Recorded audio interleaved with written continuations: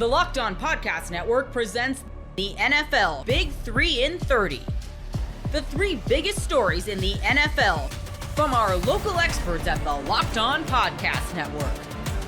We bring you the real story, why it matters, what's next, who wins the big game, and more, all in 30 minutes. The NFL Big 3 in 30 starts now with the biggest story in the NFL. The New Orleans Saints' newest NFL draft quarterback connection is sure to be a polarizing one. And we're going to kick everything off with the newest quarterback connection, Jalen Milroe out of Alabama, perhaps one of the more polarizing quarterbacks that the New Orleans Saints have been connected to, but would show off and flex a muscle that the New Orleans Saints have not been able to prove in the last decade and a half. We appreciate you very much, as always, for making us your first listen and for being an everydayer here on the show, which is a proud part of the Locked On Podcast Network, your team every day. Today's episode brought to you by our friends over at FanDuel. Right now, new customers can get $250 in bonus bets if your first $5 bet wins. The New Orleans Saints now connected to yet another quarterback, and probably the one quarterback that we hadn't really seen a lot of connective tissue with when it came to the New Orleans Saints outside of the Senior Bowl, and that is Alabama Crimson Tide passer, athletic, dynamic athlete, Jalen Milroe. And this is a polarizing one, much like Shedeur Sanders out of Colorado has been, because there are a lot of people that don't like the way that Jalen Milroe plays the quarterback position and have a lot of criticisms around him because they see him more as a dynamic runner than as a dynamic passer. And while I do think that there are truths in that, I do think that there is something that Jalen Milroe presents that the New Orleans Saints could potentially benefit from, and that is development potential. We've seen this in the NFL before. Players get knocked because they're quote-unquote running backs as opposed to quarterbacks and everything. And I'm not going to dive into all of the reasons around all of these different things, but what I will take time today is discussing the football of it all, which is that, listen, Jalen Milroe is a running quarterback. That's absolutely what it is that he does incredibly well. He's a dynamic athlete with the ball in his hands. But a lot of people want to know, can he get the ball out of his hands? And honestly, he's got a pretty nice deep ball. In fact, the big thing is that the short intermediate areas, you got to be able to throw the football in those areas, and you got to be able to do it accurately. You got to be able to do it with precision, 5 yards down the field, 15 yards down the field. You've got to be able to win in those areas, particularly in the middle of the field between the numbers. But obviously, if you can get the ball downfield outside the numbers, guys like Chris Olave, Rashid Shaheed, as well as Brandon Cooks give you the opportunity to be able to maximize that. But here's what this could mean for the New Orleans Saints. Let's say that Shedeur Sanders does as I expect and goes off the board before the New Orleans Saints draft at number 9. If he's there at number 9, you take him. I've been very consistent on that. He's great to me as a quarterback. I think he can be a franchise guy in the NFL. If he's there at 9, you take him. I just doubt he's going to be there at 9. So unless you're going to move up, I don't think that the Saints are going to get a hold of. So then the next question becomes, okay, then Cam Ward's off the board. Shedeur Sanders is off the board. You'd grab a playmaker, somebody that can help your offense, somebody that can help your defense, build your defensive line, your offensive line at number 9, whatever it is that you want there. And then you roll back around to either pick 40 or potentially look to move up from 40 for a guy like Jackson Dart or for a guy like Jalen Milroe. And if you make that selection, basically what you're trying to do is develop a quarterback. And that's where I think Jalen Milroe is a really intriguing prospect, because Kellen Moore has at the top of his offense 3 former NFL quarterbacks. Himself as a former NFL quarterback, as well as the winningest quarterback in college football history. You also have Doug Nussmeier as the offensive coordinator, former New Orleans Saints coach, as well as Scott Tolzien, former NFL coach as well, who is now the New Orleans Saints quarterback coach. This offensive staff at the top in terms of the positions, the coaching staff positions that are going to best impact a quarterback or most immediately impact a quarterback are all former quarterbacks themselves. And therefore, they're built to develop a quarterback. That's why you do that. That's the hope with a situation like this. And so could the New Orleans Saints get something out of Jalen Milroe like the Philadelphia Eagles got out of Jalen Hurts, who faced similar criticism? Could the New Orleans Saints get something out of Jalen Milroe in the fashion, maybe not MVP level play, but in the same fashion that the Baltimore Ravens got out of Lamar Jackson, who faced similar criticisms coming into the NFL, and honestly still faces some of those criticisms in the NFL, quite unfairly, I might add. And so a lot of people would shrug, cringe, or brush off the idea of a Jalen Milroe being successful in the NFL. But if you like the tools, if you like what he's able to do as a runner and feel that you can help him grow and develop as a passer, then you're taking that upon yourself as an organization to say, we can make something with this. We can mold something here. Now, here's the thing. In order for the Saints to be able to do that, they're probably going to have to move up in the second round or move back into the bottom of the first round. There's just a lot of those spots that might not take a quarterback in the first 8 selections where you could still see a quarterback going in the second round, right?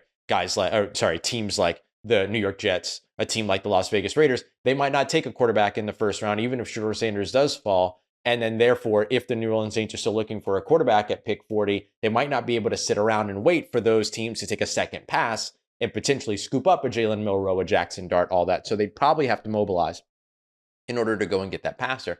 But you're only doing that in the hopes of developing said passer.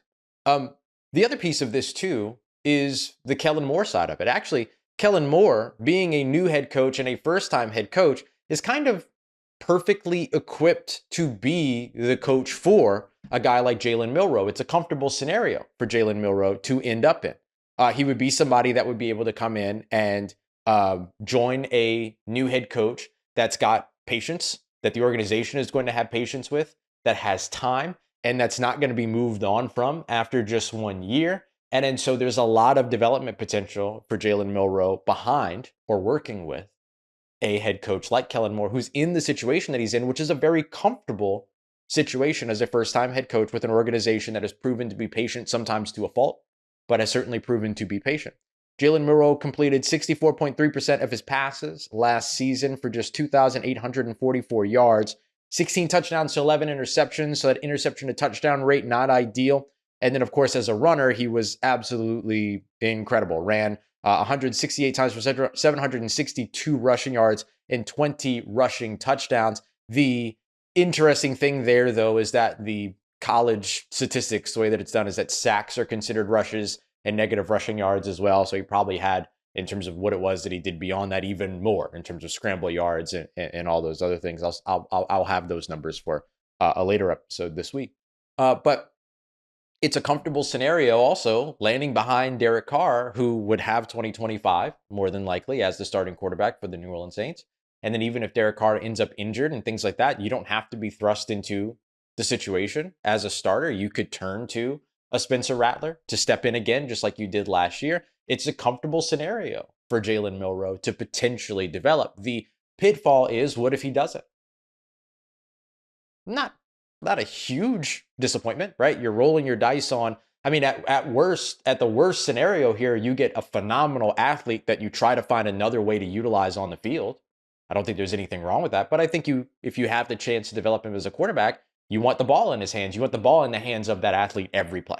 And so that's something that you could potentially look at. So it would be a polarizing situation. This is going to get a lot of hate because I didn't say anything bad about Jalen Milroe, and people love to say bad things about quarterbacks, but that's not really my game. When it comes to scouting, I want to know what a player can do.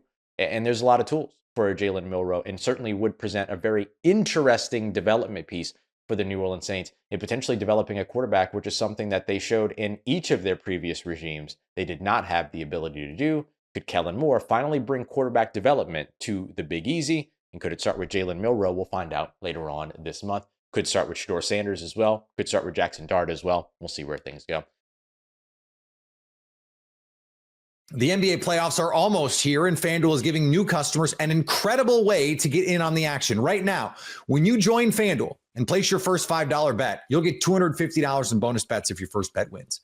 I love how FanDuel makes betting easy, whether it's picking my favorite teams or diving into player props, from three-pointers to steals to assists. There are so many ways to bet your favorite player props. Plus, after the game tips off, you can even combine live prop bets into a same-game parlay for a chance at even bigger winnings. Don't miss out. Head to FanDuel.com and claim your $250 in bonus bets today. How much juice can the Atlanta Falcons expect to get out of their first-round edge rusher? You are Locked On Falcons, your daily Atlanta Falcons podcast. You know, the Falcons definitely taking an edge rusher in round one. And what should we put those expectations on that definite first-round pick going into year one. We'll talk about some of the players that Trayshawn actually likes. So we'll actually talk positively about draft prospects on today's episode. And we'll talk about the possibility of a smokescreen with all this interest in the Falcons looking at various offensive tackles. But Trayshawn, my friend, welcome back to the show. Hey, thanks for having me. Happy to be back. And yeah, we're going to talk positively about the first round edge that the Falcons are going to take because this is the year, Aaron. It has to happen, right? And part of the reason why I think it has to happen is you wrote an interesting piece over at the Falcaholic earlier this week talking about the potential impact of that rookie edge rusher that definitely is going to be a first-round pick and sort of looked at data from the last 5 years, looking at pass rushers in the first 3 rounds, their sort of averages in terms of sacks, hits, hurries, pressures, pass rush win rate in their first years in the NFL. Worthwhile read. We'll try to link that in the description below. And sort of my conclusion reading that piece that you wrote was, because we know that the Falcons are definitely taking a round 1 edge, I think it's justified just because you're much more likely going to get more of a needle mover in round 1 than you would get in rounds 2 or 3. And there's a significant drop off from round 1 to 2 and 3. And arguably that's a big reason why the Falcons pass rush hasn't been fixed, because the Falcons have been focusing primarily on rounds 2 and 3 to add those pass rushers. But for you, when doing that research, what were some of the interesting takeaways that you had? And, what is your biggest takeaway in sort of conclusion when it comes to the Falcons 2025 draft plans? Yeah, the obvious thing that I was expecting was the gap between round 1 and round 2 guys. And that was present. But what took me by surprise was the difference between round 2 and round 3. Statistically, like those edge defenders taken in those 2 rounds, you're basically getting almost the exact same result, which is going to be, maybe around 2 to 3 sacks, sub 20 pressures total, which is kind of what matters more. And it really kind of highlighted to me, like, the same thing that you walked away with, where I was like, yeah, they need to just invest in one in the first round, because there is a big difference, even in a class that's being marketed as, very deep. The top of this class, in my opinion, is not very deep. So if there is a, high caliber pass rusher that comes into, play at whether it's 15 or a trade down, I think it makes a lot of sense for them to pull the trigger this year, because you have to get going on that process early. And the best way to land a top end pass rusher is by drafting one in the first round. Like that's the best, that's the like best odds for you to do it. And the odds are still extremely low. Yeah. I think that's right. It's not, hey, we'll take a first round edge rusher and the Falcons automatically will have a great pass rush from here to eternity. But it is like, if you want to have a shot, like you have to pull the trigger, I think, on that first round edge rusher. And that's basically been my takeaway through this entire, and I will refuse to acknowledge any other possibility outside of edge rusher round 1. And so I am dooming myself for an epic crash out on, that recap episode come Thursday night, April 24th, as it stands right now. But again, I will continue to die on that hill all day long. But when we look at some of these edge rushers that potentially could be available, and this is one of the difficult things about this particular draft class, because we don't really know how the board is going to fall. Like there's a scenario where the Falcons are picking at 15 and they could get the second edge rusher off the board. And there's also a scenario where they're picking at 15 and they might have to settle for like the 6th edge rusher off the board. But I'm curious, when you look at this crop of players, obviously outside of Abdul Carter of Penn State, is there any one of these guys that stands out to you that you feel like, okay, these guys have the higher floors that could, in theory, come in and perform above the average in terms of what you expect out of a round 1 pass rusher, which is around 5 sacks and 30, 35 pressures? Yeah. The guy that comes to mind that I think when I think floor, and this might go against what some people believe, but that's Mykel Williams. And the reason I say him is because he is somebody that gives them 3 down ability. And that is like critical just for him to be able to get on the field so he can get the reps he needs so that they can, you earn the right to rush the passer, right? So he gets to stay out there on those downs and he gets to develop, I think, in a more natural environment and way if he were to come here. So the pass rush numbers, I know that he's one of the guys who, it's like Shamar Stewart, where you don't really see, this great productivity. He has I think a decent win rate, but it's definitely, a ceiling projection, but he has the measurables and traits that translate well to the league. And so when you're betting on a guy who, hasn't maybe hit that ceiling yet, you at least want to make sure that he has the, Terry's RAS score, that he has those certain marks where you're like, okay, these players ultimately end up having a better shot at succeeding when they get drafted and brought into the league at the next level. So he's somebody that I would really like for them. And in the same way, I feel that about Shamar Stewart. I think he's another guy where, again, the 3-down versatility abilities, is really what I'm looking at when I'm trying to think about who can have the most impact for them as an edge rusher at that first pick. Okay. Well, you mentioned Michael Williams, you mentioned Shamar Stewart in positive ways here on today's Locked On Falcons, a rarity when it comes to talking about draft prospects in this year's draft class. And so, I want to keep the positivity train going here. One of my goals over the next 2+ weeks now, as we gear up for this draft, is to have people on this podcast that will actually say nice things about some of these prospects on the pod for once. So when we talk about a couple of guys that you have sort of circled as guys that you're fans of, that you would sit here and say, yes, the Falcons absolutely nailed it. Terry, you did an incredible job. So, give me your sales pitch for a couple of those guys. CJ West out of Indiana. This is probably of all of my shrine propaganda that I've been walking out with since that week, CJ West is probably, I think, the most valid. He's like an actual replacement. I think when people talk about all these guys that are, potential Grady Jarrett replacements, he's the one in my mind that actually has, I think, the ability to kind of be that player. But I honestly think he would succeed much more doing traditional nose work than kind of Grady did. Grady was really good at doing the, just kind of penetrating, shoot the gap technique stuff. And West can do that for you, but I think he offers you real ability on rundowns as a nose tackle. He tested a lot better at the combine than I think people were expecting. He moves really well on film. He has the knee drop technique. He's able to do all the fun stuff that guys like to highlight when they're going through and looking at things. He's a little bit shorter. He doesn't really have great length, and that's kind of his downfall.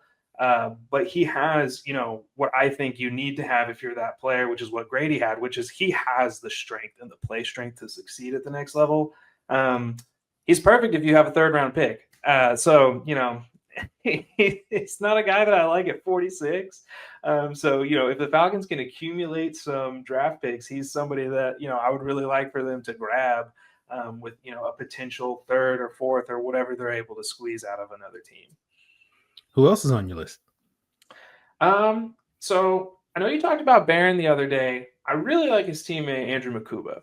I think that Makuba has, not the, lockdown ability in the slot that you would see from Barron, but I think that Makuba can still do a lot of work for you there. He's tenacious.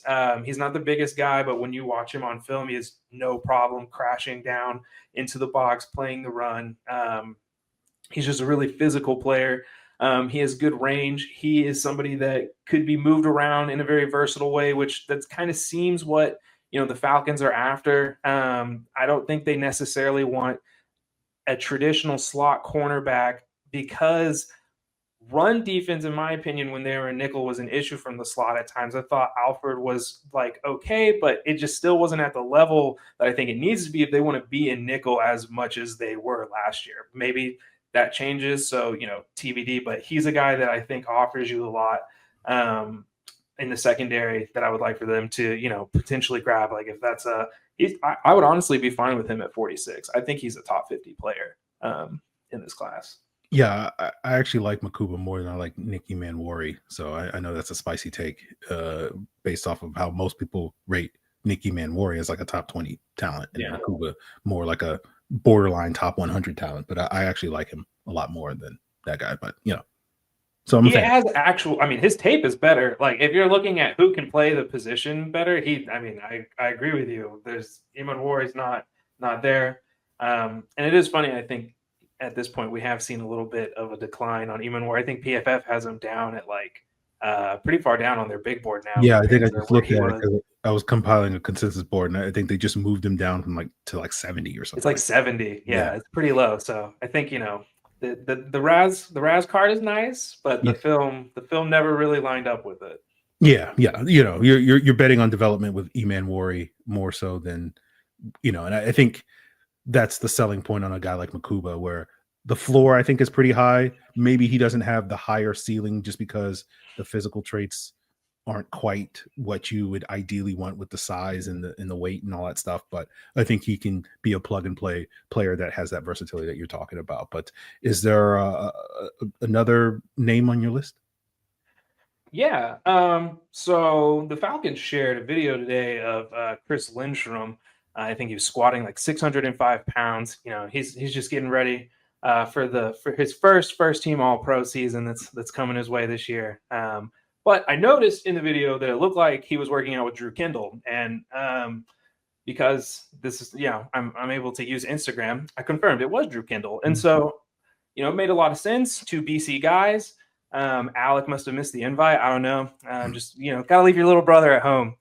Classic older brother shenanigans there, but Kindle is somebody that I actually do like as a fit for the team. I think that I don't know if he would be ready to supplant New Zealand in his first year, but when you look at his film, he's got really good feet. They do a lot of fun stuff with him, kind of pulling him in the run game. I would describe him as like an efficient blocker. He understands leverage and blocking angles very well. He's not super strong. He reminds me a lot of kind of like maybe like rookie Dahlman. I don't know if he will be able to become the road grader Dahlman was, but I think that he'd be able to work in our zone attack. But he's a guy that I think you could legitimately get him like with maybe even with one of those 7th round picks. Like I don't know. Whenever I hear that a class is weak, it usually makes me feel like there's going to be overdrafting, not that there's going to just be these guys that fall to where they should go in a normal year. So he's somebody that might, you know, if you had a 6th round pick, it'd be great. He could definitely get him in the 6th round, I think. But you know, it is what it is. But he's another guy that I think would make a lot of sense for us.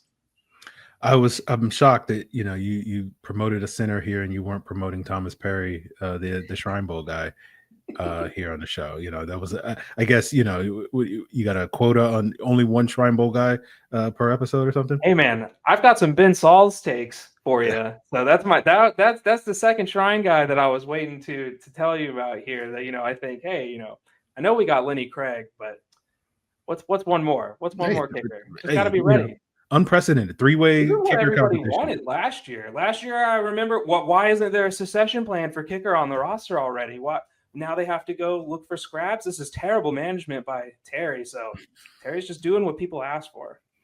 Okay. So Ben Saul's the pit kicker. You know, you're in favor of a 3-way kicker competition this summer? Yeah, and Ben Sauls is a lefty, so I'm just, you know, it really just adds something different, you know, to the competition just for fun. Like, let's change the entire setup for one guy. This is going to be this just seems like, you know, something that the Falcons could get behind, where they're just like, you know, nobody else is doing this in the league. We're just thinking ahead. Ever check your bank account and wonder, where did all my money go? Between dining out, online shopping, and entertainment, it's easy to lose track. That's where Monarch Money comes in your personal CFO, giving you full visibility and control over your finances. Monarch Money isn't just a budgeting app, it's a complete financial command center. You can track all of your accounts, investments, and spending in one place, so you stop just managing your money and start building wealth. Instead of juggling multiple apps, you can use Monarch to check your finances, track spending, and even plan long-term goals. Managing money with your partner is smoother than ever. You can track shared and personal accounts, set goals, and stay on the same page without the stress. Take control of your finances with Monarch Money. Use code LOCKEDONNFL at monarchmoney.com for 50% off your first year. That's monarchmoney.com, code LOCKEDONNFL for half off your first year. The Denver Broncos have a gem on their hands with Dondrea Tillman. You are Locked On Broncos, your daily Denver Broncos podcast. talking about Dondrea Tillman. Now, initially, when the Broncos had signed him and invited him to the training camp roster last season, we knew him from the UFL, where he was a star player, really one of the bigger standouts defensively in that league, that we were talking about, hey, this could be a potential feeder league into the NFL. I think if you're looking at one guy to be a shining example of that, Dondrea Tillman is probably the most notable name. Yeah, absolutely. And at a critical position as well, coming off the edge, providing depth in the pass rush department, and also playing a heck of a lot of special teams, Cody. That's why I think Dondrea Tillman really made the 53-man roster in the first place, or got called up to the 53-man roster and was able to contribute at a significant level throughout the course of the season. Because yes, he can play off the edge and he can rush the passer, but can you contribute as a back-end roster player and play some special teams? He very much did that last year for the Denver Broncos, playing 61% of the special teams. And when you look at a per snap basis, that's what we kind of have to look at with the Broncos in their defensive line and the edge group, right? Because these guys, they didn't all play 75, 80% of the snaps, right? I mean, they rotated these guys in and out. They utilized them at different times situationally. They felt like they could put basically any grouping of these edge and D linemen on the field at the same time. And Dondrea Tillman, they didn't miss a beat when he was out there. A lot of times you feel like, shoot, well, the backups are coming in, they're going to suffer in this way or that way. That wasn't the case with Tillman, because he was providing pass rush, he was providing pressures, he was getting to the quarterback, he was making plays. He did a lot for this Denver defense last season without even playing a third of the snaps. Yeah, and I did a film review over on Tillman at Mile High Sports on their YouTube page. You can check it out there if you want to look at a little bit more of the visual stuff of what Dondrea did. I mean, Sarah, you mentioned it there with the pressures. You mentioned it with the sacks.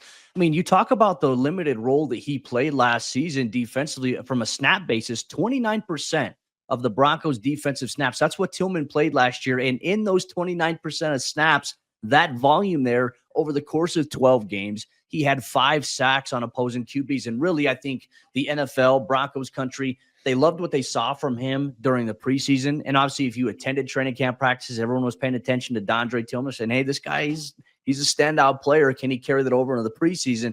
Well, he did that. But then really the introduction came in the regular season here for the Broncos. It was really that week 3 game against the Tampa Bay Buccaneers, against Baker Mayfield and that offense, which at the time was the highest scoring offense in the NFL through 3 weeks. The week before that, they beat the Detroit Lions. The week after the Broncos beat them, they beat the Philadelphia Eagles. So, I mean, Sarah, like, everyone wants to diminish the Broncos' 10-7 record, saying they beat nobody. That Tampa Bay one was probably one of the more impressive ones on the entire season there. But I mean, Dondrea Tillman, gets a cleanup sack on one where Jaquan McMillan is blitzing from the nickel position.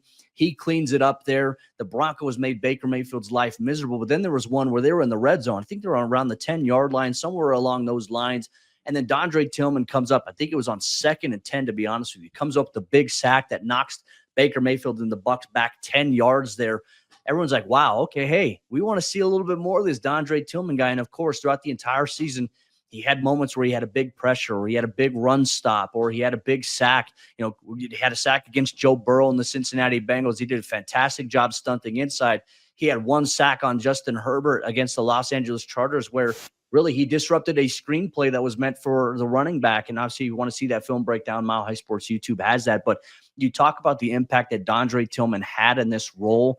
It was impressive to see, Sarah. And on top of that, 12 pressures, so I think when you look at the Broncos defense by design and you look at the statistical output, despite the limited amount of snaps in totality, you're making the most. Like, you are efficient in those small percentage snaps. And that's not just Dondrea Tillman. Dondrea's a big part of that. But man, Sarah, think about it and looking at it on paper last year. You have a rookie pass rusher and you have really an undrafted rookie free agent, Dondrea Tillman, that the Broncos are saying, hey, we're okay with these guys being our number 2 and number 4. I mean, our number 3, number 4 pass rushers, our second unit group behind Jonathan Cooper and Nick Bonito. Like, that's a trust fall exercise right there. And those guys proved that you could trust them. And it just goes to show that you can't ever leave any stones unturned when it comes to trying to upgrade the roster. And of course, the UFL season is back underway again this year. And so the Broncos and every other team, they're going to be scouting those guys and seeing player development. How's it going? Guys, names that they recognize, guys that they've scouted in the past and said, hey, this guy has to improve this, that, and the other. You know, you keep those guys in your back pocket, and you never know what can happen. And Dondrea Tillman is a perfect example of that. And I mean, shoot, Cody, if you even doubled his snaps from last season, you're talking about 58% of the snaps, 10 sacks, 24 pressures, like those types of numbers would be incredible. And you can't extrapolate for every guy, but I feel like when you're looking at the progression, the natural progression of a player, you see somebody here who is ready to play a bigger role, maybe 40% of the defensive snaps this coming season, because he's a big guy. Remember the big point of discussion last year was, I think, you know, at 270 plus pounds, we're all wondering, is he going to play defensive end? Is he going to like slide inside and passing downs for the Broncos? Or is he actually going to play off the edge? Because there's such a huge variance between somebody like Nick Bonito, who's very much built like a Von Miller type, you know, 6'2", 6'3", 240, something like that. And then Dondrea Tillman, who's kind of like a stout type of edge player, like almost like James Harrison-esque in that way, where he's just big, thick. There's so much variance in the way the Broncos can attack or offensive lines with these guys, because they have such a good pass rush plan. They're physical, they're active, they like to win in different ways. Like Tillman got his hands up in the passing lanes as well. So it's not just that they're one trick ponies out there doing, you know, oh, this guy's our speed rusher, this guy's our power guy, this guy's no, Dondrea Tillman provides more variance for that defensive front, which is so exciting because he's still not done growing as a player. No, what was it? I think he was born 1998, so he was born 4 years after me. So I mean, he's still a young pup. He's still developing, and this is a guy who, you know, just watching and I had a chance a couple of times to tell him last year, really at the end of the season, said, you know, hey, it was really fun watching you grow and develop. And he says, I'm very excited just for the opportunity to be able to be in the position I'm in. Like, he's a very humble dude, works so hard. Guys in that locker room, they love Dondrea Tillman. You know, guys that I've spoken to. So I think the Broncos have a nice little gem on their hands here with him. Certainly last year was a surprise. And I think this year it's, okay, what can he do even further? You know, there's ways that we're obviously going to look into how the Broncos can maximize Tillman and the depth they have at that position here. But I also think we should probably hint on the fact that, you know, for a guy like Tillman, he has an opportunity here to do a little bit more, not just as a, you know, an outside linebacker. I mean, Sarah, the one thing I will say I noticed when watching the film of him last year, he is deceptively quick for a guy of his size. And it really, you know, we talk about first step for outside linebackers. I'm talking about more so his second step in a sense, you know, because a lot of the times where the Broncos used him and got home on quarterbacks in terms of sacks, they were on different stunt looks where, hey, you've got Zach Allen, who's really the focus that the offensive line is paying attention to. He's commanding a double team, and then it's leading to Dondrea coming inside, having a one-on-one where he is beating the offensive lineman, the offensive guard there, either with the speed move or with the power move. He's got a hybrid package in terms of his pass rush arsenal. I'm excited to see how that can maximize here in 2025.